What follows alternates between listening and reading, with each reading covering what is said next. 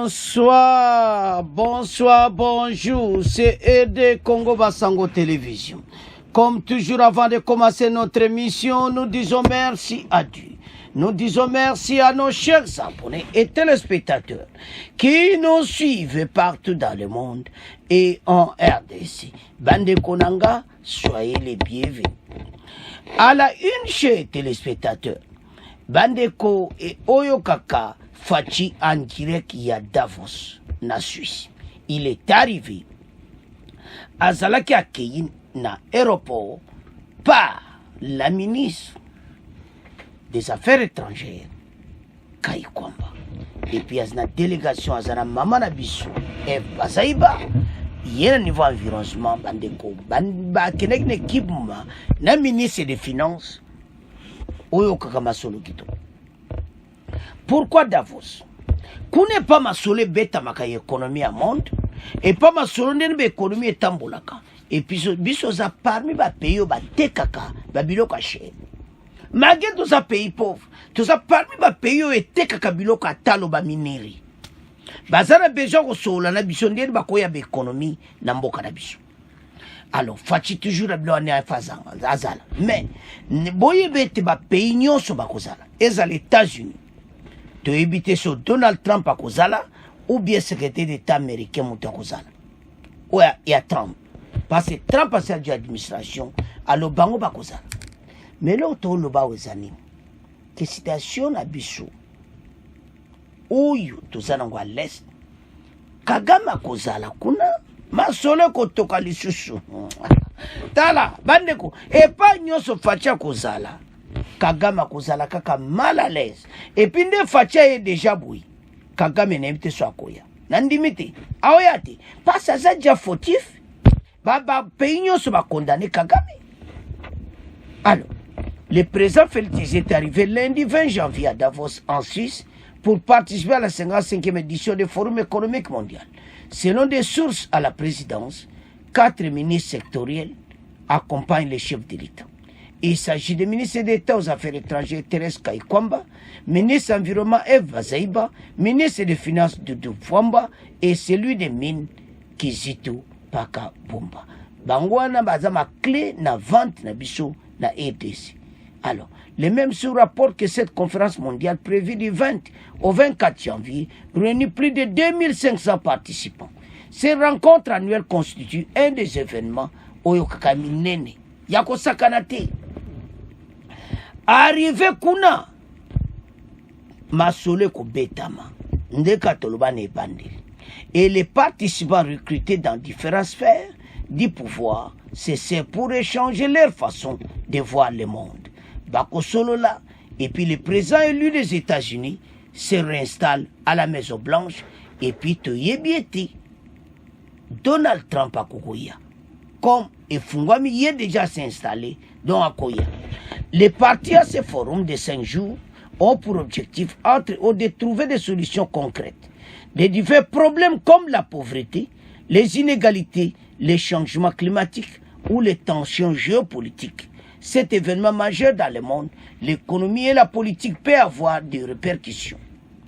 C'est aussi l'occasion pour les entreprises et l'organisation internationale de puiser de l'inspiration que leur zone dans un lieu de pouvoir et d'influence. Cette année, le Forum économique mondial est placé sur le thème « Collaborer à l'ère de l'intelligence ». Ce thème souligne l'importance cruciale de la coopération mondiale à l'époque où les avancées technologiques, à l'instar de l'intelligence artificielle, l'informatique quantique ou encore la biotechnologie transforme rapidement les sociétés. Alors, le chef de l'État comme Toyo Kanano extrait Oyo, bon auto avance. Nous sommes en plein chapitre économie. Notez que le président Félix Tshisekedi est arrivé ce lundi à Davos en Suisse. Le chef de l'État participe au Forum économique mondial. Selon le compte X de la présidence, 4 ministres sectoriels accompagnent le chef de l'État à cette rencontre annuelle. Il s'agit de la ministre d'État aux Affaires étrangères, la ministre d'État à l'Environnement, le ministre des Finances et celui des Mines. Explication, Blaise Ndongala Mayanda. Selon des sources recoupées, le chef de l'État Félix Tshisekedi va participer du 20 au 24 janvier au Forum économique de Davos qui réunit plus de 2500 participants issus du monde économique, politique, scientifique et culturel. Cette rencontre annuelle constitue l'un des événements phares de l'actualité économique et sociale dans le monde. Exceptionnellement pour cette année, le Forum de Davos s'ouvre au moment où Donald Trump, président élu des États-Unis, se réinstalle à la Maison-Blanche. Les participants à ces forums ont pour objectif, entre autres, de trouver des solutions concrètes à divers problèmes comme la pauvreté, les inégalités, les changements climatiques ou encore les tensions géopolitiques.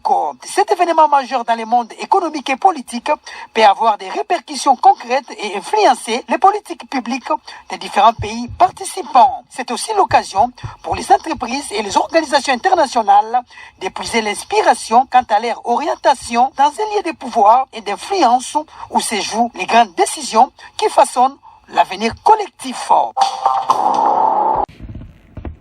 Alors, bandeko tolandi wana confirmation. Bandeko eza nini moko kosaka na ngoti.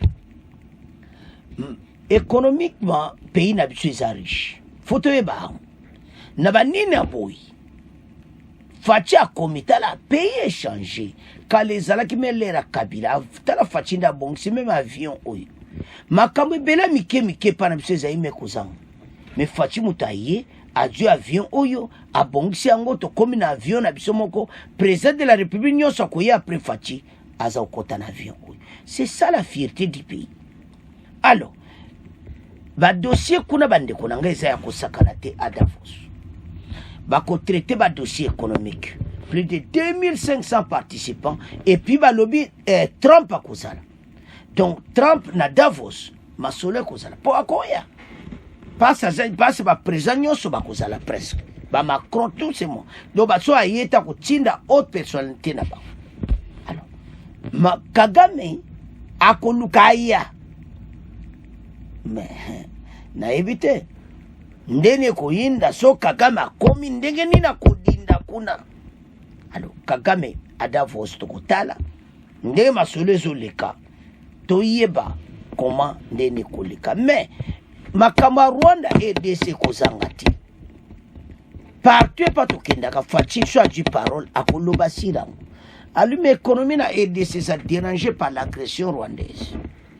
Les Rwandais venaient agresser notre pays. Ba pesi ba minduka makasi na ba européen na ba américain azoya ko troubler mboka na biso. Voilà problème tozana. Alors ils ont sengeti.